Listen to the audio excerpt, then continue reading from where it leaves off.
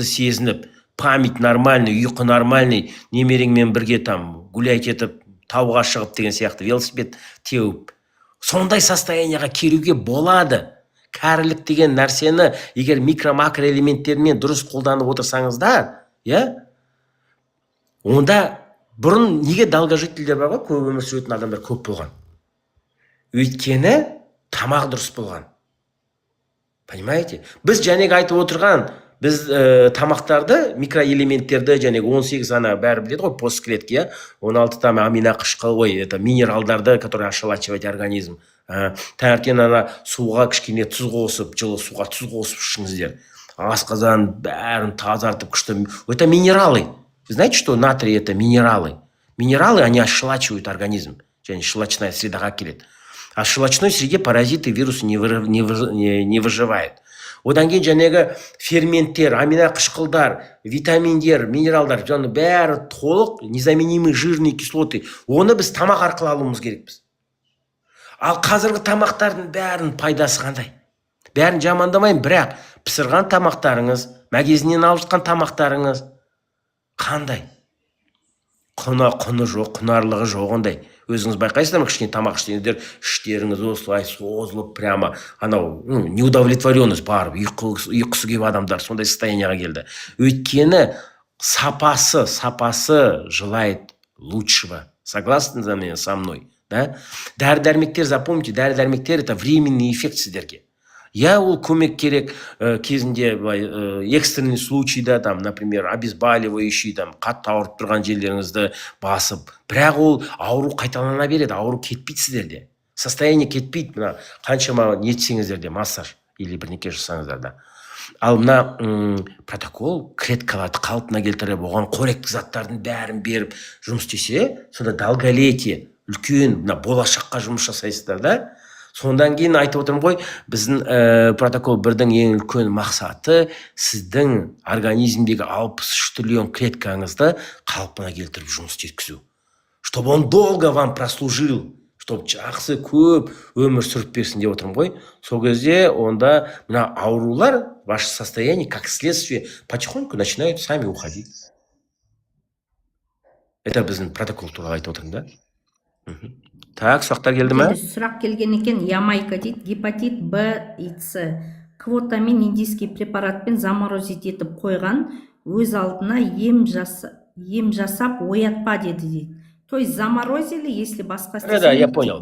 Енді гепатит Б, С, Д болсын, циррозы печень, диффузное изменение печени. Моя кандидатская диссертация мен кезінде Сызганов клиникасында по этой трансплантация, первой клеточной терапияны покойный Мұхтар Әличпен жасаған кісілердің біріммен. Сонда мына гепатит сіздерде қан тапсырғанда, мына маркеры вирусных гепатитов как носитель у вас постоянно положительный болады. Кейбір адамдарда ПЦР, иммунитет мықты болғанда бірнеше белоктардан тұрады да ол. ПЦР, полимеразная цепная реакция, иммунологическая реакция тапсырған кезде, ол отрицательный или положительный шығады. Вот сол кезде вирус бар, жоғын сол кезде айтамыз. Вирус бар, жоқ емес, вирустың клеткалары бар какой-то, ал ана полноценный, бір мысалы, басы, аяғы деп айтамыз ғой, 12 мүше. Соның бір мысалы, басын кесіп тастадың, ол кезде ана ПЦР отрицательный, да, маркер всегда положительный, значит, он белок существует у вас. Но сол белоктардың как носитель ретінде уже ақырындап бауырыңызды құрта береді екен. Даже заморозить етіп қойса да, ол бөгде зат сіздің бауырыңыздан фибросканға тапсырсаңыз, стеатоз покажет там 2, 3, 4 дейін барады да, или фиброз тоже. 1, 2, 3, 4 кетеді, килопаскальдар көтеріледі. Понимаете? Вот почему біздің өнімдерді срочно сізге ішу керек. Бұл тамақ сияқты ғой, сізге тамақ ішуге болады ғой, Кто вот задал этот вопрос? Сонда сіз бұны ішіп отырсаңыз, иммунитет мықты көтеріліп, анау ұйықтап жатқан күйінде ұйықтайды, плюс еще сіз ана бауырда жатқан биохимиялық процесстердің бәрін қалпына келтіріп аласыз, чтобы ол оянбас үшін. Для профилактики, чтобы он потом не проснулся, для профилактики, для того, чтобы онкология не проснулась, ана гепатит Б деген жаман білесіз ғой. Ана Д қосылады оған. Д қосылса ол мутацию клеток может вызвать. Көбінесе Б, Д екеу. Что интересно, еще Д пайда болғанда, Б жоқ болып кетеді. Ойбай, мен жазып кеттім деп ойлаймын. Жоқ, қате. Просто екеуі де вирус. олар бір-бірін тежеп тастайды да қанда басқаша көрсетеді екен. Сондықтан біздің өнімдер прямо сіздей кісілер қазір қаншама кісілер біздің өнімдерді қолданып жатыр. Жақсы, керемет, күшті нәтиже алып жатыр. Жақында ко мне обратились, ол кісі бар ма жоқ па білмеймін нарда. Ана өзі емші, мықты емші екен. Қытайдан келген, осы жақта Қазақстанда қазір жұмыс істеп жатқан өте әйгілі кісілерім көп келеді дейді. Ол кісі жолдасы маған хабарласып, одан кейін токсический очень сильный гепатит, АСТ, АЛТ там 100-200 прямо көтерілген, ГТПО повышен. Буквально 2 жұма 18 күн ішеді. Осы жолдас маған звондап, қуанып, ой, қандай керемет, рахметін айтып. На глазах начал уменьшаться АЛТ, АСТ, билирубин бәрі. Өзі әлсіреп жатқан кісі тұрып, ұйқысы қалпына келіп, то есть полноценный состояниеға келіп жатыр да. Соған ондай результаттар көп бізде, соғанда біз өте қатты қуанып жатырмыз. Фирма Rich Factor. Мынада кішкене тоже екі сөздеріңізді қоссаңыздаршы мынада. Қанша тұрады, қандай өнім? Так, саламатсыз ба, сізге жазылып ем алуға бұл. Сағира ханым, сіз кімнің страницасынан келіп отырсыз? Сол кісіге хабарласасыз. Жировой гепатоздан, фиброз 1-дан бар ма результат дейді Рамазанчы? F4 4,5 айда F2-ге айналған ғой. F2 F0-ға айналып жатыр адамдарда. Ол енді көбінесе бәрі адамдар мына анализге қарайды ғой. Анализге қарайды. Вы должны знать, даже кішкене холестерин көтеріліп тұрса, бүкіл биохимиялық процесстер холестеринге байланысты. Көбінесе қорқады, ойбай, неше түрлі диетаға отырып, баттар, неше түрлі нәрселерді ішіп, ана холестерин түсіру керекпін деп қорықпаңыздар. Наоборот, холестерин кішкене көтеріліп тұрса, ол жақсы, түскеннен қорқыңыздар. Өйткені биохимиялық процесстердің бәрі норманы когда-то кто-то придумал, и солай. Өздеріңіздің состояниеңізға қараңыздар, хорошо? Жағды состояние біздің өнім іше бастағанда особенно ол тек қана анализ ғана өзгеріп қана қоймай, жағдайларыңыз, өзіңіз сезімді, күнделікті энергия. Вы знаете, что энергия, да, организм 33 жасқа дейін энергия вырабатывает мощно, наша молодость. Бізде энергичный 20-25-30 жаста бір төңкеріп, первый переворот жизни у нас происходит 31-33 года, когда у нас энергия истончается, мы истощается, біз уже извне должны получать эту энергию. Ну, это образ жизни, там, психология, неше түрлі нәрселері бар, жейтін тамағымыз бар, анау бар, мынау бар деп. Сол кезде организмге көмектесу керек. Потому что питание қазір және басында да айттым ғой, питание өте және жейтін тамақтарымыз басқаша. Ал қазір мына біздің өнімдерді мына іше бастағанда Rich Factor мынада бірге жазып қойсаңыздаршы қыздар. Тақырға ішуге бола ма дейді? Өнімдері? Тақырға ішуге бола ма дейді? Болады, болғанда қалай? 200-ден маған бат болмайды дейді. Білем, дәрігерлер дұрыс айтады, олар айтады, болмайды деп айтады, оларды тыңдасаңыздар. Вообще, на самом деле, в принципе, сіздер сахарный диабеттен дәрі ішіп жатсыздар ғой, баяғыда жазылып кетпейсіздер ме? Глюкофаж, кто-то инсулин принимает, да? Уже болды ғой, уақытында келді, 1 жыл, 2 жыл, 5 жыл, және хабарласты бір консультация жасадым ғой, мен кімге, және мені қосты ғой, 25 жыл уже сахарный диабет ішіп жатқан. Әлі емделген жоқ, емделмек тұрмақ, жүрек кетті, ретинопатия, ангиопатия бітті, бәрі суставтары уже бүйрек кеткен, мысалы. А біздің өнімдерді қосып іше бастайды қазір, ой, прямо динамика. Еще яркий результат қазір. Пока сейчас айта қояйын. 25 жыл сахар на инсулине сидела, 25 лет, 3 инсульта получила. Ангиопатия, ретинопатия бәрі бар болған. Қазір мне 4 ай протокол 2-ні ішіп жатыр. Қазір вообще инсулин қабылдамайды, сахар нормаға келді. Осы протоколды ішіп, усиленно. Потому что мы запустили систему. Инсульттан сөйлей алмай қалған. Инсульттан сөйлей алмай, бір жағы қозғалмай қалған, қазір сөйлеп, уже жүгіріп қозғалып, өзі келіп Алматыға өзі кетіп жүр. Инсульт алған адам үшірез. То есть параллельно, мен сіздерге дәрі-дәрмектерді қойыңыздар деп отырған жоқпын, дәрі-дәрмектерін ішіңіздер параллельно. У нас аиттан, аутоиммунный заболевание, өмір бойы жүректің ауруларына дәрілер жазып береді ғой, дәрілермен қосып іше беріңіздерші өзі. Эффекті результат алғаннан кейін дәріні біз қашан ішеміз? Давление қатты көтерілгенде, бір жеріміз зақымдап ауырып тұрғанда, біз жаман сезінгенде, дем жетпей қалғанда, қан көтеріліп тұрғанда шөлдейсің өзің, вялость, правильно сол кезде дәрі ішесің ғой? ал представьте себе теперь сіз біздің өнім ішіп жатсыз да бір айдан кейін параллельно екеуінде ішіп жатсыз ғой, бір айдан кейін, бір жарым айдан кейін сіздің состояниеңіз жақсарды, көзіңіз, ұйқыңыз келіп, зрение улучшается, слух появился, да, состояние клеткаларыңыз жасарып жатыр ғой. Одан кейін барады да, уже сіз ана көп адамдар бізде дәріні ішуге ұмытып кетеді екен. Понимаете? Сөйтіп постепенно дәрі-дәрмектерден отойдете. Сізді мысалы дүниеге келгенде дәрі ішу үшін жаратылған жоқсыз ғой сіз. Өмір сүру үшін энергично, жұмыс таңертең кешке дейін там, білмеймін, ана каждый адамның өзінің жұмыстары бар ғой, полноценный өмір сүретін. Сондай состоянияға келгілеріңіз келсе, для профилактики ішіңіздерші. Сондықтан ана 6 айдан бастап беременным женщинам, вообще беременным женщинам обязательно нужно, особенно кормящим матерям, как нужно пить. Потому что это полноценная здоровая еда. Понимаете? Тамақ кәдімгідей, ана жеті өнімнің жиынтығы бар ғой, иә? Биогумин Макс, жәнегі биогумин бар, баобаб деген киелі ағаш сидыратын талы, 6000 жыл өмір сүретін талдың дәнінен шығарған. Мен бұрын оның уже 10 жылдар, иә, біз бірінші баобабпен танысқанымыз. Мына біздің Rich Factor'дың баобабы бар ғой, ерекше, оған зародыши пшеницы добавили. То есть они как полноценно, в кавычках, как эмбриональный стволовой клеткалар сияқты, разрушенный клеткаларды тез қалпына келтіруге. Но біз ана кремниймен, остеоволмен қосып ішкенде, ана усиливает друг друга действие. Антипаразитарный эффект, иә? Аминақышқылдар өте жоғары, сапасы өте керемет. 6000 жыл өмір сүретін тал.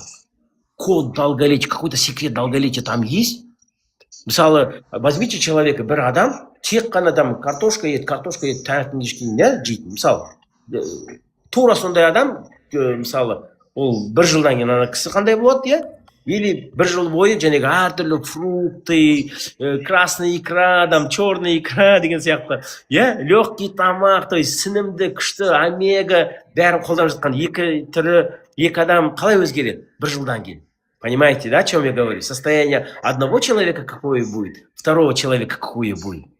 Сондықтан ана біздің өнімдерді сондай қараңыз да. Такой полноценная супер еда вы получаете.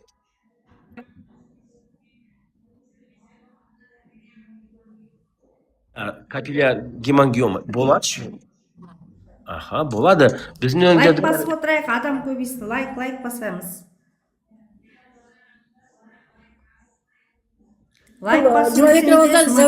Мына Зауреш ханым ол кісі алған неге, соған бір ауыз айтып жібересіз ба? Тоқтатыңыз, біткен жоқ. Ана гемангиома жайында ма? Лайк басайық, лайк. Иә. Гемангиома, ондай кісілерге ішуге болады. Гемангиома неден пайда болды? Причинасын айтын. Ол қан тамырлардың опухоль. Оның размерлері бар. Оның 5 сантиметрден жоғары болғанда, бізде Сызғановта жұмыс істеп жүргенде рентген эндоваскулярный окклюзия дейді. Сонда тамыр арқылы кіріп, анаған не беріп, біз үлкен, гигантский 12 сантиметр, 17 сантиметрлік гемангиомалар болады. Оны операциямен ала алмайсың. Оны солай тромбоз жасап, ананы ақындап кішейтеміз. Опасно, хирург болғандықтан айтып отырмын ғой мен сіздерге, иә? А кішкентай капиллярный мелкий гемангиомалар тек қана наблюдение. Иә? Дәрігерлер өздері айтқан шығар сіздерге. Құр ғана наблюдение. Но ол стенканың, қан тамырлар жүретін стенкаларының обмен веществ бұзылғаннан кейін пайда болатын киста сияқты сондай опухоль доброкачественная дейді. Түсініңіздер ғой, иә? Сонда ол деген неме біздің бауырдың клеткаларын қалпына келтіріп нормально функционировать ету керек. Ол деген влияет қалқанша безді запускает. Қанша адамдар кистаға, осындай гемангиомаларға өте күшті эффект. Сондықтан бірінші протокол бойынша 6-7 ай ішіңіз. Одан кейін бір 4-5 айда өткеннен кейін давайте контрольный УЗИ посмотрим, хорошо, динамики. По крайней мере, өсірмейді. Вот самое главное, өсірмейді, наоборот, сондай состояниеға адамдар өмір бойы сөйтіп өмір сүре бере алады. Бірақ басқа ағзаларыңыздың бәрін қалпына келтіріп аласыз. Ем болсын. Рахмет. Мына оң жақ бүйрек солып бастаған дегенге не айтасыз? Майка Нашанов деген кісі менмін, иә. Жұмабек Рамазанович Нашанов. Сұрақ қой. Мен де оқып жатырмын параллельно, қыздар. Протоколдың бағасы жекеге кімге шығатын жерде түсініксіз болып тұр да. Өте қол жетімді қыздар, өте қол жетімді. Бізге ана прямой эфирде айтуға болмайды екен, әйтпесе біздің қыздар бәрін протокол, ана страничкаларына кірсеңіздер, бәр жерде жазылған, қанша тұрады, қалай ішу керек, қалай алу керек екен, доставка на дом 28 мемлекетке жіберіп жатырмыз қазір, оның ешқандай не жоқ. Адамдар, желающийлар көп, кейбірде производительдеріміз нетпей қалады. үлгере алмай қалады, әйтеуір заказ берген кісілердің бәріне жеткізіп жатырмыз. Қол жетімді Каспий рассрочка ашып қойғанбыз, Народныйдан рассрочка ашып қойғанбыз. То есть бәрі алып жатыр қолдан. Врачей подключили, Дима. Давайте врачей. Фамилияларым.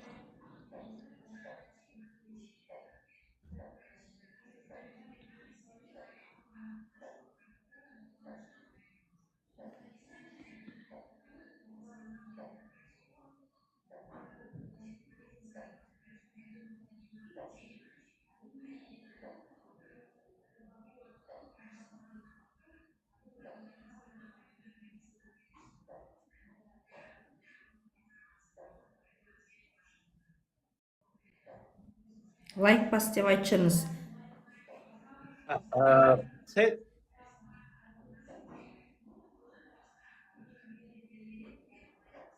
Цель еще нашей встречи, конечно, всех не охватишь, бәріне көмектесе алмайсың ғой. Енді біз кімге көмектесеміз? Өз-өзіне көмектескісі келетін адамдарға. Ко мне очень много, наоборот, врачей, коллег обращаются. Жұмеке, не істейміз? Мынаны қалай істейміз? Что-то IELTS көтеріліп бара жатыр, мына панкреатит қоймай жатыр. Не істейміз? Қалай көмектесеміз деп маған обращается. Одан кейін олар достарымыз ғой, мен айтамын, достарым, сендер білесіңдер ғой. Мен табиғи өнімдермен саған көмектесе аламын деп. Қанша адамдар әлі сенбейді. Это нормально, в принципе. Это уровень нашей веры. Дейді ғой, иә? Бәрі мысалы бір негемен бір нәрсеге сенуі мүмкін емес. Біздің бәріміз көзқарастарымыз әртүрлі. Мы ни в коем случае не хотим вас вообще, что это наше правильное деп. Просто есть люди, которые алып, нәтиже алып, результат алып, великая сила рекомендаций, всем хотят помочь. Сегодня такая идея. А есть люди, которые, мысалы, лекарства пьют.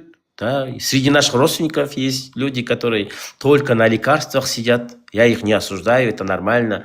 Но в какой-то определенный момент они всегда звонят. Мынау шымбам, мынаны қолдаса қалай болады деп. Мен айтамын, сен дәрі-дәрмектерін іше бер, сен параллельно мына тамағыңды дұрысташы деймін. Тамақ дұрысташы, сен отойди от хлеба. Хлеб нанның құрамы қандай қазір? Лактоза, жәнегі ішіндегі искусственный. Вы знаете, Нұргүл вот здесь сидит, бывший директор хлебзавода. Она қара нанды шығарғанда үлкен мешками мы химикаты отправляли, помнишь? Алматыдан Аягөзге. Ёлки-палки. Нан немеймін, нан кім жейді десем, бұның бәрін біз қосамыз для вкусовых качеств. Особенно пирожный, нелердің бәрі. Енді біз енді қазір айтамыз ғой, енді біз бәрі оқыған адамдарымыз ғой, енді шынымен, иә. Қантты, насколько он тромбирует вот эти наши сосуды, білеміз, иә, паразиты кормим деген сияқты. Тамақтың. Мы вам предлагаем такой здоровый табак. Вы 2-3 месяца, когда пропиваете, өздеріңіз состояниеңізді көресіздер, де? До-после көресіздер өздеріңіз. Намного легче, энергия. Особенно на фульбагуминның құрамындағы қасиет, я керемет. 14 тетриллионов атомов и электронов попадает в наш организм. Вы знаете, что онкологического больного, если случайно ударит ток, или шаровая молния, это вот мен семейде онкологияда жұмыс істегенде соны айтатын бізге профессор. Ток қатты соқса, вот эти онкологические клетки все умирают, оказывается. Вы слышали об этом? И вот это что такое? Это паразитарный характер. То есть ана ток жек көреді, анау сразу паразиттер өліп қалады екен. Ток. Бірақ оның тоқты ана қатты сильный тоқты организмде көтере алмайды ғой. Это если он останется при этом жив деп айтамыз ғой. Сонда мына фульвагуминнің жәнегі максының құрамындағы және куркумин қосылған, мы потом по нашему заказу туда добавили эмблику, нони, концентраты, да, куркумин, лапух қосылған, кремний қосылған, но ОВП минус 600. И вот в этот момент 14 тетриллионов атомов электронов, попадая в нашу кровь, қанға барғаннан кейін, нормальный клеткаларға митохондрия энергия көзі, как солнце, понимаете? Мы энергию получаем же, как вода, не сияқты, топливо сияқты. А вот эти онкологические клетки, они парализуются, умирают. Вот почему у него там против такой эффект. Антипаразитарный еще мощнейший. Помимо этого проникает внутриклеточные клетканышные клетки. Фульвагумин туралы статьялар көп. 80-ші жылдар, 84-ші жыл совет ғалымдары там нашли на предмет ядерной войны в закрытом институте. Там очень много информации. Ақпарат көп. Фульцигация деп бассаңыздар, анарда Америкада, Европада бір тамшысын $59 сатады. очень много врачей, которые применяют, которые жанашыр, действительно, противоопухолевые, антипаразита, хим препараттармен қосып, они фульвагумин назначают. Почему? Потому что он усиливает их действие, то есть создает хилатную форму, клетканың ішіне апарып береді, ананы, и тез іштен әсерін жақсартады. И вот в нашем каждом протоколе есть это состав. Дәріңізді қалай алуға болады? Хабарласыңыздар, кім арқылы кіріп отырсыздар, жазыңыздар жекесіне. Вообще Рамазан, вопрос, почему в аптеке не продаются? Дәрі емес қой, дәрі-дәрмектер емес қой. Дәрі-дәрмектер емес. Сондықтан, вот мы напрямую сіздерге шығып отырмыз, айтып отырмыз. Изучите, қараңыздар. Особенно я вот кто в городах Астана, бізде Шымкентте, Алматыда не болады, иә? Кездесу болады ғой, иә, сіздерде қыздар? Ана суббота күні, иә? Сағат нешеде? Суббота, день открытых дверей. Я сол жерге барып, прямо, кстати, там подарки дают, по-моему. Сахарға қандай протокол ішіледі?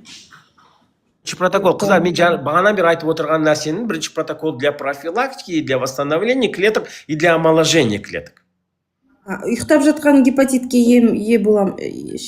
Ұйықтамай жатқан деген нәрсе жоқ, қыздар, бәріне ішуге болады. Особенно гепатит, кто перенес, я им прямо категорически как кандидат наук, как гепатолог, я вам рекомендую прямо. Рекомендую, пропейте, потому что именно иммунитет, восстанавливаете, өйткені сізде маркеры положительные, бәрібір, правильно же?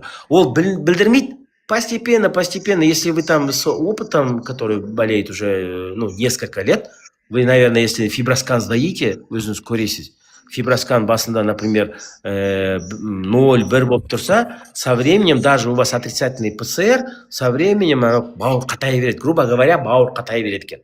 Бауыр қатайғаннан кейін уже портальная гипертензия, варикозное расширение вен пищевода, селезенка начинает увеличивать, ацит, гиперспленизм деген симптомдары уже. Бауырды жұмыстан кейін бүкіл система кете бастайды ғой. Соны алдын алу үшін, чтобы завтра цирроз не превратился, я вам рекомендую. Хорошо? У кого гепатит? Рамазанович, мына жерде менде ішіп атқан адам бар еді ғой. Сіздің өнімді алдып ішіп жатырмын, 10 күн болды. Саусақтарым қарысады дейді. Соған айтыңызшы. Не деп айтайын? Бақтылы ханым, боксинда ішіп атырым әлі қоймады дегенсе, енді бірте қояды деген ғой, сразу емес деген. Енді 10 күн болды ғой, иә, 10 күн болды ішкендеріңізде. Паркинсонға қандай ем болады сұрайды. Иә, ол енді мысалы айттым ғой бағана бері. Саусақтарды ғана емдеуге арналған емес қой, біз енді білеміз ғой, ана жеріміз кет қалса екен, шіркін, былай болса екен деп ойлаймыз, иә, на самом деле ол өзінің жұмыс істеп жатыр. Сіздер бұны қолданғанда барып ана жерімді жоқ қыл жер, мына жерімді кетір деген нәрсе емес. Наша цель восстановление клеток. И минимум 4 ай, 5 ай ішесіздер, иә, бір айдың ішінде көп өзгерістер болады. Ем болсын, ары қарай наблюдайте. Құрғана саусағыңызға қарамаңыз, кишечник смотрите, иә. Ұйқыңыз қандай болып жатыр, уже әсер етіп жатыр. Аллергияға күшті, қыздар, очищение. В первую очередь протоколдың ең үлкен мақсаты очищает организм от всех токсинов, свободных радикалов, аллергенов, тяжелых металлов, паразитов. 5 источников. Аллерген. Қанша адамдар аллергия? Бронхиальный астмадан қаншама результаттар, аллергиядан результат, диатез балаларда кетіп жатыр. Күшті эффект. Рич Фактор компаниясына протокол 1 деген өзім автор. Мы на него еще патент получили.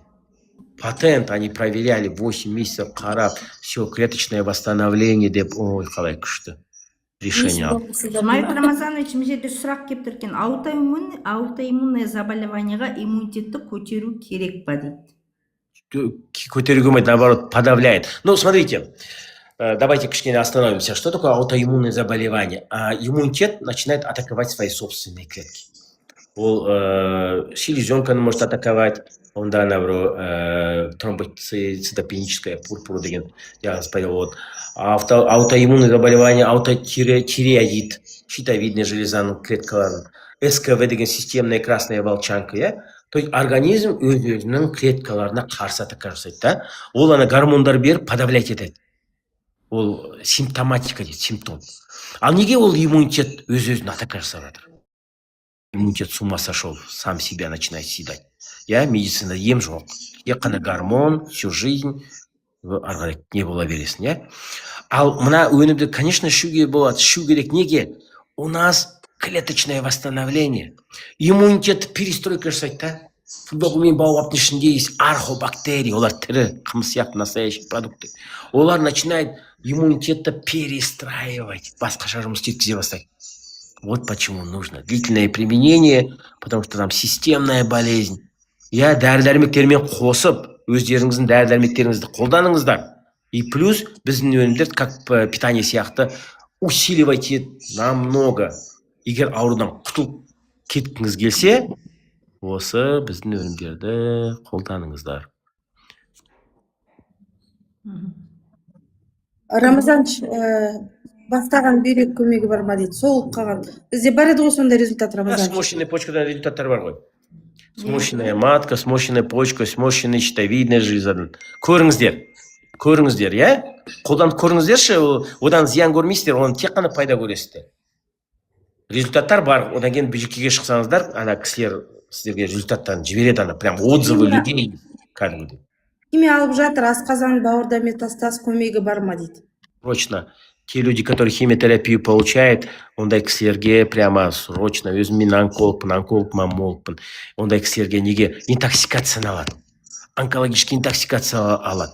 Америкада айтып отырмын ғой, официально использует фульвагумин с лечения онкологии совместно с химпрепаратами и усиливает действиясы. Кері әсері бар ғой, бірінші, екінші химиядан кейін жағдайыңыз нашарлайды ғой. Дәрігерлердің өздері айтады сіздерге, үйге барып жақсы тамақ іш дейді. Сізде гемоглобин, эритроциттер бәрі түсіп тұрса, келесі 21 күннен кейін келесі химияға алмайды сізді. Иә? Бар гемоглобин көтеріп кел деп айтады өздері, иә? Дұрыс па? Сондықтан мына біздің өнімді ішкен табиғи өнім ғой, настоящий, натуральный. Иә, көтересіз, жағдайыңыз көтеріп алсаңыздар, пожалуйста, параллельно с химпрепаратами используйте. Прямо срочно алып ішіңіздер. Онда уже ударный дозамен ішуге болады. Там передозировка деген жоқ. Екінші протокол деп специально шығарғанбыз оған. Тоже қыздар хабарласыңыздар, схемасын қалай ішу керек екенін бәрін сіздерге жазып береді жекелеріңізге. Ричфактор компаниясы. Аха, өнімдер. ХПН5 результат бар ма дейді. Ау, ХПН? ХПН5 результат бар ма дейді. Хроническая почечная недостаточность, және ғана жауап берген. Почка ма это все. Я хроническая почечная недостаточность. Диализге барып жүрген кісілерге бүйрек интоксикацияны алуға көмектеседі. Я ондай кісілердің бізде көп адамдар ішіп жатыр, жақсы, күшті нәтижелер алып жатыр. Состояниясын ана полностью ХПН жазып кетеді деп айтпаймын мен. Ондай біз айтпаймыз, ешқайсымыз біз. Ол мына алып жатқан емдермен қосып осыны қосасыздар ғой, сонда вы приятно удивитесь. Өйткені енді әр адамның аурулары даже бар ғой, мына біз операция жасағанбыз, желчекаменная болезнь, день по 5 операций делали, лапароскопический холецистектомия. Екеуінде 64 килограмм, екеуінде де прямо не, в общем, тас УЗИдан жасағанда екеуінде де бірдей печень, екеуінде де тастар там 2 сантиметровый, да, екеуі де ұқсайды, мысалы, на УЗИ данным, и мы идем на операцию, и вы знаете, бір желчный пузырьде артында артерия, мына жерде, біреуінде артерия, ана жақтан анатомиясы бар ғой, операция жасағанда біреуіне мысалы 2 сағат жасайтын операция бар, кейбіреуіне 15 минуттың ішінде жасап кететін операция. То есть мы разные. Каждый адам, ұқсайтын адамдар бір-біріне жоқ, сонда ХПН болсын, қандай аурулар болсын, ой мынағанда көмектеседі деп біз айта алмаймыз. Неге? Өйткені біз индивидуальный. И сол кезде сіз қолдана бастағанда біреуге мысалы енді мына эфирға айтпай ақ қояйын, үлкен тяжелый аурулар кетіп қалғанда мен әлі дәрігер ретінде өзім таңғаламын да, қалай ол?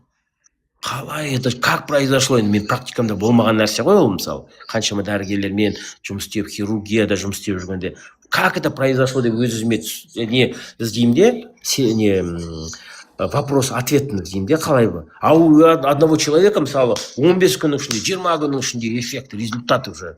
Бір ай, 2 айдың ішінде доктормен жазып кеттім, ары қарай ішпесем бола ма дейді де. Түсіндірейін, неге 4 ай, 6 ай? 2 айдың ішінде қан тазарады. Это естественная нормада организм, эритроцит, лейкоцит, тромбоцит, және лимфоцит, эозинофилы, олардың өзінің өмір сүру несі бар, уақыты бар. Сонда жарты жолда қалып қалсаңыздар, ана қайтадан ауру қайталанбасын. Біздің мақсатымыз ауру сізге жоламасын ертең деп. Тағы да 2 айдың ішінде лимфосистема, ана клеткалардың ішіне кіріп жұмыс істеуге уақыт керек қой. А в норме, например, печеночные клетки от 6 месяцев до 1 года, как и нервные клетки головного мозга, так и восстанавливаются. Уақыт беріңіздер деген сол. Организмге капитальный ремонт. Мы всегда предлагаем не только капитальный ремонт, а омоложение, жасату, чтобы сіздің клеткаларыңыз көп максимально өмір сүріп берсін деп отырмын ғой сіздер. Остеопорозға қандай ем бар деп жатыр тағы? Остеопорозға комплекс протокол. Остеопороз деген білесіздер, ол уже ондай кісілердің бәрінде енді последствия гормональных препаратов, көп дәрі-дәрмектер ішкенде болады остеопороз. Или же калий-кальций обмен бұзылғанда, щитовидная железа, бауыр, еще раз говорю, первопричина. 500 түрлі биохимиялық процесс бұзылады, соның ішінде эльпролин, эльгистеин деген бар аминокислоттар, которые в печени вырабатываются, которые восстанавливают хрящ, шеміршектерді, межсуставную жидкость, потом бауыр қалқаша безіне әсер еткенде обмен веществ бұзылады. Опять соның бәрі первопричина. Хондроитин, глюкозамин, который вам врачи назначают, и плюс параллельно с ним можете. Но бізде она все в связанном виде. Протокол бірде біз причину заболевания убираем и заставляем вот это. МСМ құрамында бар, витамин D3, K2 қосылған остеовал деген керемет өнім бар. Бірақ өзің ғана ішсеңіз сіз, временный эффект аласыз. Бірақ ол бауырыңызды емдемейді ғой, бауырыңыз қалпына келтірмейді ғой. Сондықтан протокол создавать етілген. Гепа, нефра или аргинин 2 раза в день, там по 2 капсулы ұрасыз. Плюс баобаб остеовалды қосып ішесіз. Потом биогумин утром вечером и фульвогумин максты таңертең түсте кешке. Сол схемасы бар. Қалай ішу керек екен. Соны жекеге шығыңыздар, сізге жазып береді қыздар. Аутоиммунный гепатит, первичный билярный холангит диагноз қойды дейді. Фиброз соған жауап берсеңіз. То же самое, бірінші протокол бойынша бізде сосын бала дейді, 15 ребенку дейді, тромбоцит 101 деп жазып қойыпты. Насчет тромбоцитов. Смотрите, кому можно? Наши продукты можно принимать 6 месяцев, всем можно принимать. И не важен диагноз. Холангит, очень серьезный диагноз, вы знаете, аутоиммунного характера. Когда иммунные клетки начинают атаковать свои собственные клетки гепатоциты, плюс желчные ходы. Олар қатайып, ем жоғын, біз ондай больноларды көргенбіз сізгаровта. Оған транспеченочный, ана бізде мықты хирургтар болатын, который транспеченочный, потом через каждые 3 месяца меняли это. Хирургическим путем у нас экспериментальная хирургия же была в Сызганово. Гормональные препараты назначают, диализға жібереді. Оның бәрі уақытша ем білесіздер. Гормонды уже гормон қолданған кісілердің бәрінде остеопороз бүйрек кетеді. Сондықтан параллельно дәрігерлер уже көмектеспейтін жағдайда біздің өздері к нам обращаются, оқиды случайно осы біздің көмекшілеріміздің. Каждый кісілер мынарда бізде мықты специалисттер, Нұргүл, Мейрамгүл міне отыр, Баян отыр, Айжан, Шолпан, көмекшілер болғанда бұлар кісілер каждый прямо бәрін түбін уже қалай на клеточном уровне бәрі біздің протокол жұмыс істейтін сұрақтардың бәріне жауап береді. Бізге ана тяжеловес сияқты мені қосып отыр. Қазір мен Испаниядамын, бәрлеріңізге сәлем. Сондықтан мен сіздерге жауап беріп отырмын. Но более подробно ашық өнімдер туралы, қаншама тұрады, қалай алуға болатын жөнінде сіздер біздің кісілерімізге хабарласыңыздар, Сондықтан аутоиммунный кез келген ауру болсын, гепатит болсын, біздің өнімдерді ішуге болады, ішу керек. Параллельно және өздеріңіз дәрі-дәрмектермен қосып. Онкологияға ішуге болады. Өздері сұрақ қойды.